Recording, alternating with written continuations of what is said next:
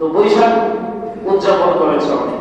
এই যে বৈশাখী মেলা হয়েছে বা বিভিন্ন ভাবে যারা যেভাবে উদযাপন করেছে, আপনি যদি ঘরে বসে থেকে কোনো প্রতিবাদ করলেন না, আপনি বসে থাকলেন যে আমি তো ঠিক আছে, আমি তো পালন করতেছি।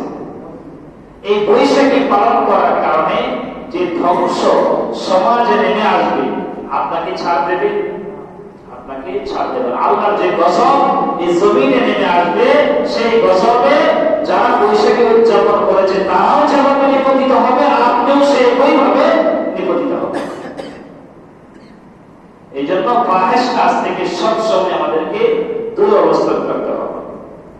রমজান যে সমস্ত শিক্ষা আমাদেরকে প্রদান করে তার মধ্যে অন্যতম আর একটি শিক্ষা হলো অন্যের প্রতি সহানুভূতিশীল হওয়া।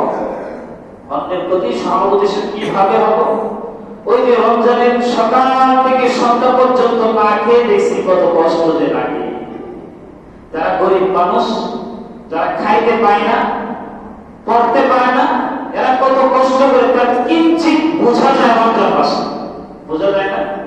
না খেয়ে থাকলে যে কি কষ্ট, সেই কষ্টটা বোঝা যায় কখন? রমজান মাসে। তো রমজান আমাদেরকে শিক্ষা দেয় যে না খেয়ে থাকলে কত কষ্ট হয় তুমি বুঝো। এই দরদ বুঝার পরে গরিবদের প্রতি তুমি সহানুভূতিশীল হও। শুধু রমজানের কাজ সত্য করেছে এমন নয়, রমজান ছাড়া বাকি 11 বছর গরিবদের